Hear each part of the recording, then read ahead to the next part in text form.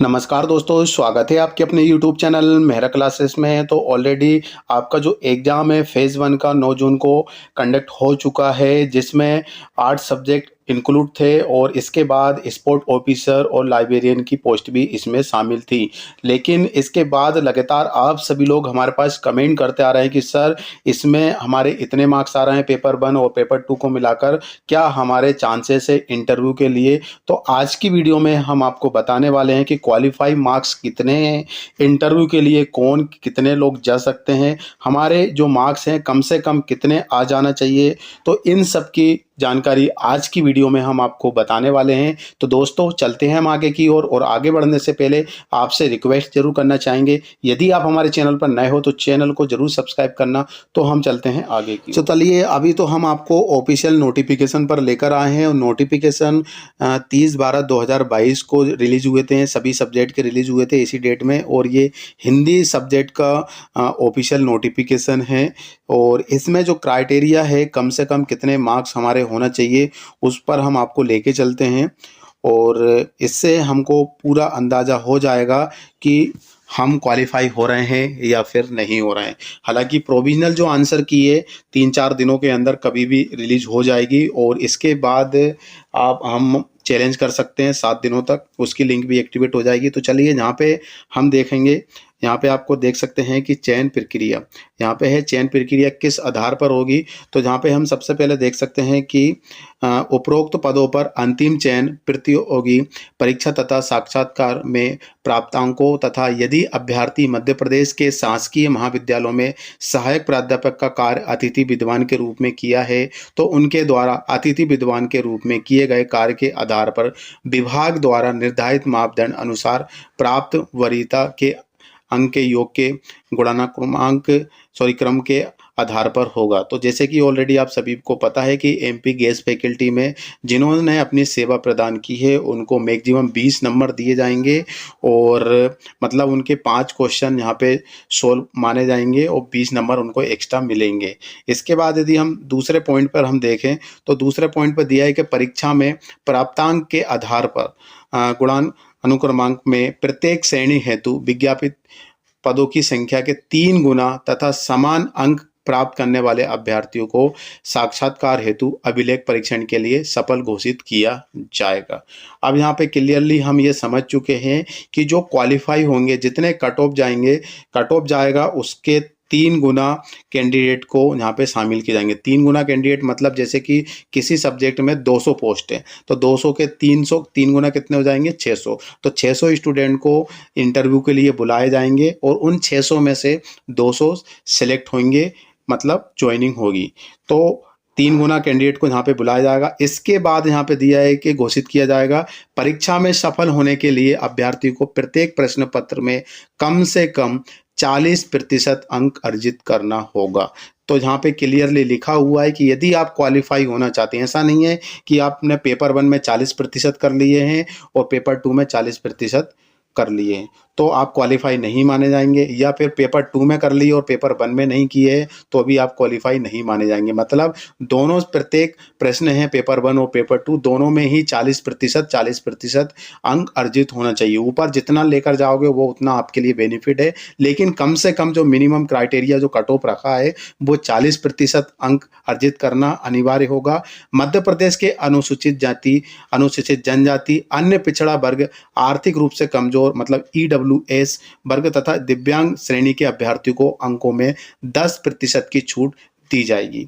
मतलब उनको इस प्रकार उनके लिए लिखित परीक्षा में प्रत्येक प्रश्न में पत्र में कम से कम 30% अंक प्राप्त करना आवश्यक होगा।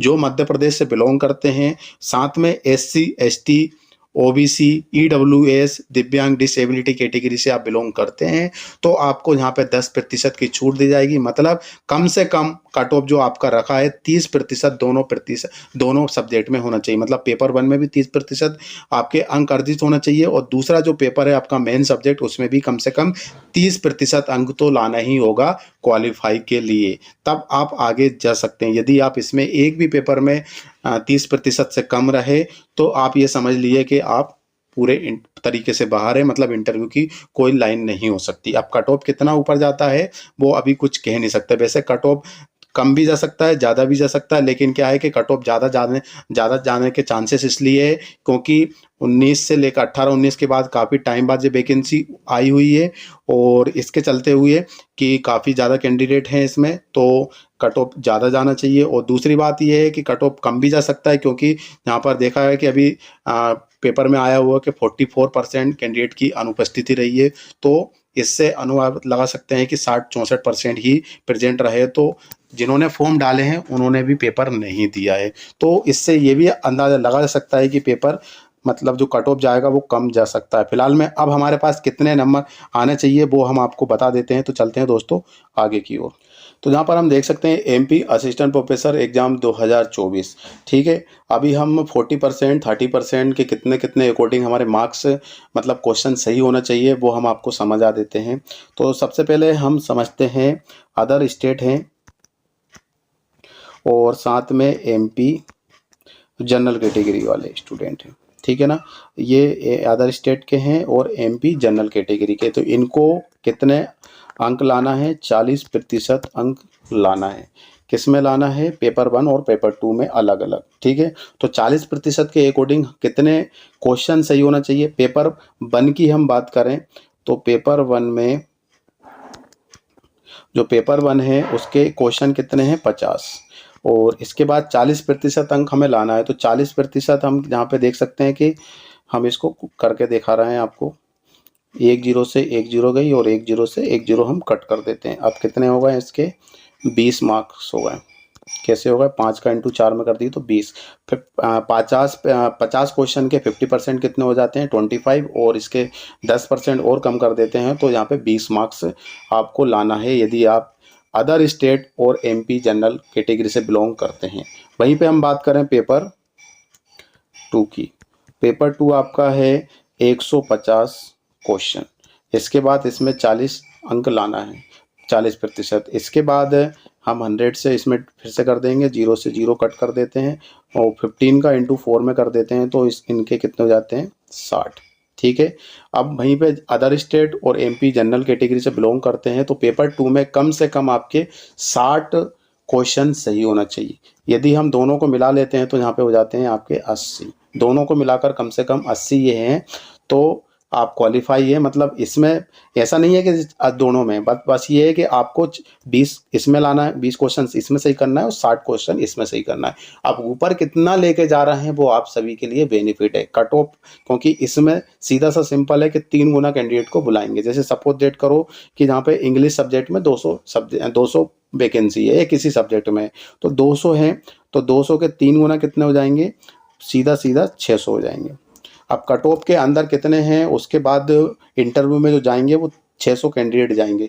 200 वैकेंसी है तो यदि किसी में 100 वैकेंसी है तो उसके 3 गुना 300 हो जाएंगे। तो उसमें यदि आपको शामिल होना है, ठीक है, तो आपको कम से कम पेपर 1 में 20 क्वेश्चन सही होना चाहिए और पेपर 2 में 60 क्वेश्चन सही होना चाहिए। यदि आप 30-35 पहले क्वेश्चन में कर रहे हैं या फिर 100 से ऊपर दूसरे क्वेश्चन पेपर में कर रहे हैं तो ये आप सभी के लिए बेनिफिट है और आपके चांसेस ज़्यादा बढ़ जाएंगे। लेकिन जो मिनिमम क्राइटेरिया रखा है आयोग ने वो इस प्रकार ही है, वो आप समझ गए होंगे। ये किसके लिए?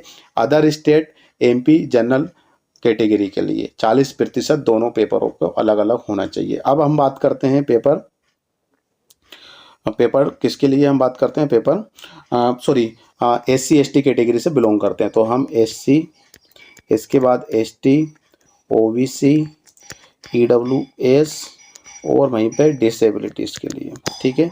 डिसेबिलिटीज़ के लिए कितने प्रतिशत अंक लाना है? वो 30% अंक लाना है। पेपर 1 की हम बात कर लेते हैं। पेपर 1 में 50 क्वेश्चन है और इसमें 30% अंक लाना है। 30% के हिसाब से हम इसमें 100 से डिवाइड कर देते हैं, 0 से 0, 0 से 0, 5 दिए कितने हो जाएंगे? 15। मतलब यदि आप SC ST OBC general category से बिलोंग EWS और डिसेबिलिटीज़ कैटेगरी से बिलोंग कर रहे हैं तो आपके कम से कम 15 क्वेश्चन सही होने चाहिए। ये क्वालिफाई मार्क्स है ना। इससे यदि ऊपर ला रहे हैं तो वो आप सभी के लिए बेनिफिट है।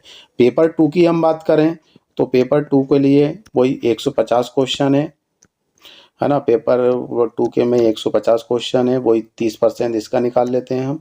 100 से डिवाइड कर देते हैं, 0 से 0 और 0 से 0, कितने हो जाएंगे 15 तिया 45। ठीक है, ये आपके 45 क्वेश्चन सही होने चाहिए पेपर 2 में। दोनों को मिलाकर हम देखें तो यहाँ पर हो जाएंगे आपके 60। ठीक है ना, लेकिन ये 60 क्वेश्चन ही इम्पोर्टेंट नहीं है, हमें ज़्यादा से ज़्यादा लाना है, बस ये क्वालिफाई मार्क्स है। और इसमें यदि आप इतने ला रहे हैं तो क्वालिफाई हैं। और कट ऑफ कितना ऊपर नीचे जाएगा वो अभी कुछ कह नहीं सकते हैं, लेकिन अंदाज़ा ये लगा जा सकता है कि जब 17-18 के बाद ये वैकेंसी आई हुई है तो लगभग बहुत ज़्यादा कैंडिडेट ने इसमें शामिल हुए हैं, तो कट ऑफ क्या हो सकता है कि ज़्यादा जा सकता है। ठीक है ना, कट ऑफ बिल्कुल ज़्यादा जाएगा, लेकिन पेपर को देखते हुए जो पेपर बने हुए उसका लेवल थोड़ा हाई भी है, तो उसके हिसाब से पेपर क्या जो कट ऑफ है कम भी जा सकता है। दूसरा रीज़न ये है कि पेपर में आया हुआ है कि 44% कैंडिडेट इसमें अनुपस्थित रहे हैं, तो इसमें 44% आप समझ रहे हैं, मतलब सिर्फ मात्र 60-64% ही कैंडिडेट ने एग्ज़ाम दिया है, तो इससे ये भी हो सकता है कि कट ऑफ जो है कम भी जा सकता है, लेकिन अभी कुछ कह नहीं सकते। प्रोविजनल आंसर की आएगी, प्रोविजनल आंसर की आने के बाद हमारे पास 7 दिन का मौका मिलेगा चैलेंज करने के लिए, क्वेश्चन कितने डिलीट हो रहे हैं कितने नहीं हो रहे हैं उसके अकॉर्डिंग फिर देखा जाएगा। तो अभी जो क्राइटेरिया है क्वालिफिकेशन का वो आप अच्छी तरीके से समझ गए होंगे, इतने आपके आ रहे हैं तो बिल्कुल आपको क्वालिफाई है। लेकिन दोस्तों एक बात का ध्यान रखना है, यदि आप पेपर 1 में पास नहीं हो रहे हैं और पेपर 2 में पास हो रहे हैं तो आप डिस्क्वालीफाई हैं, या फिर आप पेपर 1 में पास हो रहे हैं और 2 में पास नहीं हो रहे हैं तो भी आप डिस्क्वालीफाई हैं, है ना, मतलब इंटरव्यू में आप नहीं जा सकते। हमें पेपर 1 में भी पास होना है और पेपर 2 में भी पास होना है। ऐसा नहीं है कि पेपर 1 अलग है और पेपर 2 अलग है, दोनों को मिलाकर पास हो रहे हैं, ऐसा नहीं होता है।